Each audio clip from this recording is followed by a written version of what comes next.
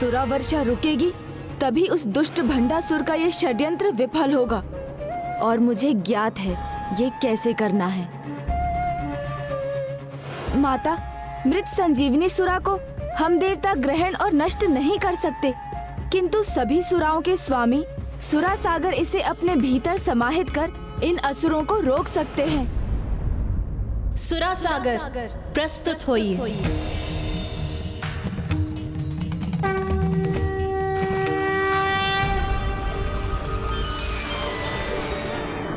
प्रणाम माता। प्रणाम गणेश जी। आज्ञा दीजिए माता। सुरा सागर, मेरी इच्छा है कि तुम यहाँ सभी सुरा को एकत्रित कर अपने भीतर ही सम्माहित रखो। जैसी आज्ञा माता।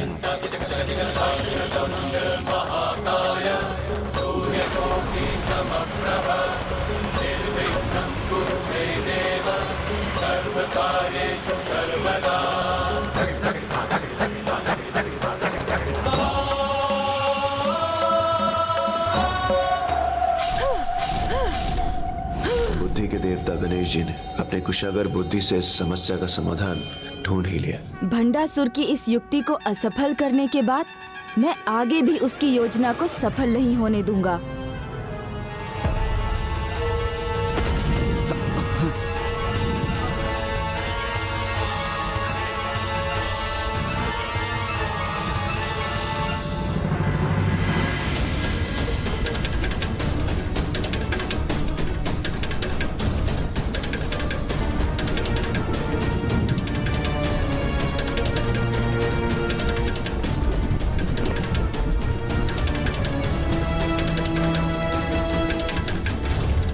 प्रणाम मेरे मित्रों, मेरे पूर्वजों। तुम यहाँ हमारे निकट पहुँचने में सफल हो ही गए भंडासुर।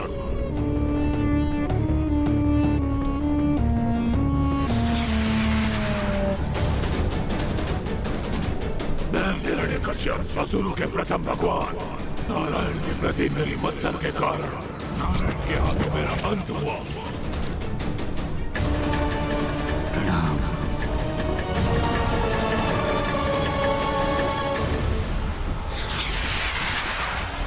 मैं हिरण्याक्ष, इनका अनुज, असुरों के दूसरे भगवान से कहीं कम ना था मैं। बस मेरा भी यही मत मेरे अंत का कारण बना।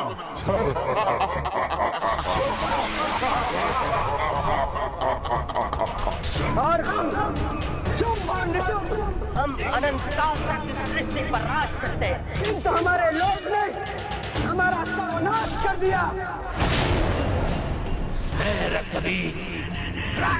अकेला ही अपने अनेक प्रतिरूपों से समस्त ब्रह्मांड को भर देता, किंतु मेरे लोक के कारण मेरा वध हुआ। इन सभी असुरों से भी पहले हम चंडमुंड ही असुर महानायक थे। हमारी मृत्यु कभी नहीं होती, किंतु हमारे क्रोध ने उसका द्वार खोल दिया।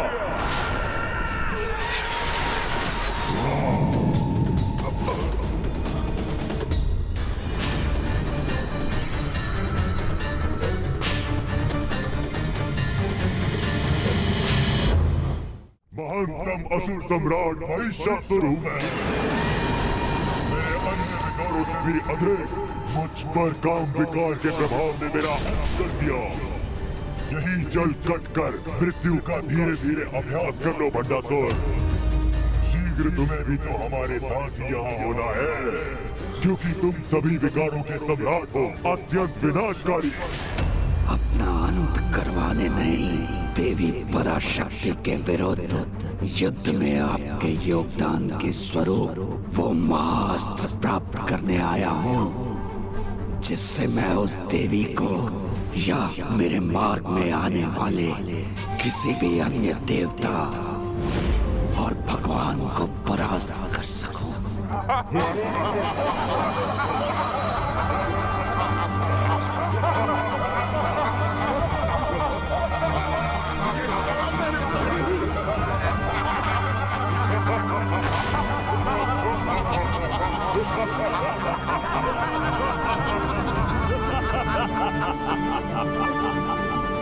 हम तुम्हारी सहायता क्यों करें? उत्तर दो भंडासुर, हम तुम्हारे सहायक क्यों बने?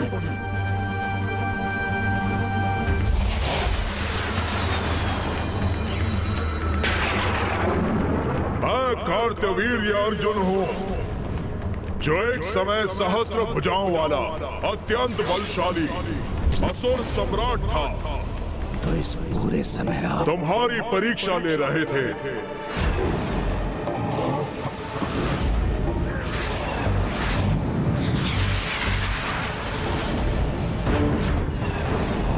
और तुम अपने साहस, सहनशीलता के साथ छल और कपट में अपनी निपुणता का परिचय देकर सफल रहे।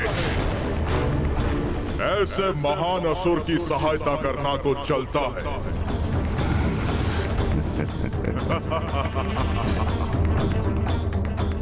तुम्हारे इन सभी गुणों का प्रत्यक्ष उदाहरण तो हमारे सामने है। हम तुमसे प्रभावित हुए भंडासुर, और तुम्हें सभी शक्तियों की शक्ति के साथ भगवान को भी आहत करने का महाअस्त्र प्राप्त करने का उपाय अवश्य बताएंगे।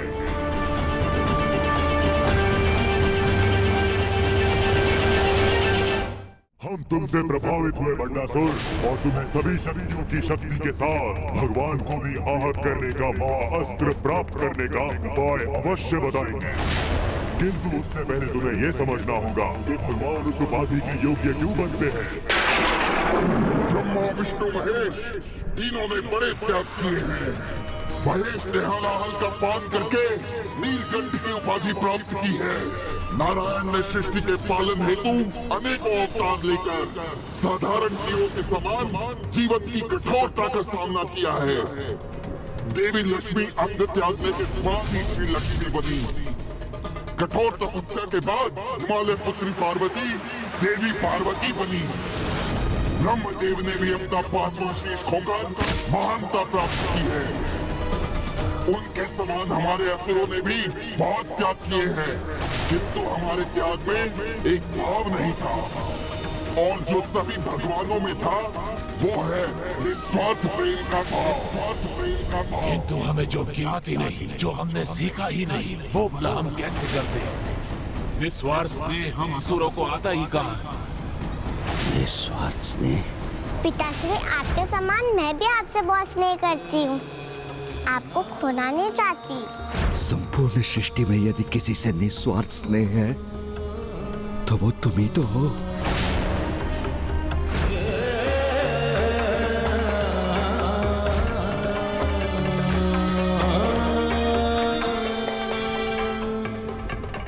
तुम्हें इस बात का अनुभव हुआ है कि कोई है जिसे तुम और जो तुम्हें हृदय की गहराई से निस्वार्थ स्नेह करता है।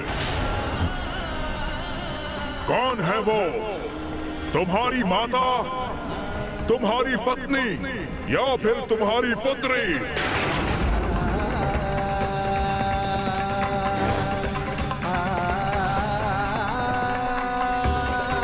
फिर विलंब क्यों कर रहे हो?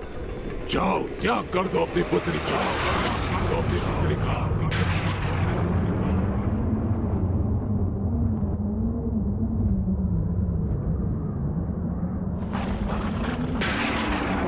अपनी पुत्री को त्याग दो, अर्थात उसे पाताल की अतल गहराई में ले जाकर उसके शरीर को उन्हीं पंच तत्वों में विलीन कर दो जिनसे उसकी रचना हुई है। और फिर देखो कैसे तुम्हें वो महाअस्त्र प्राप्त होगा।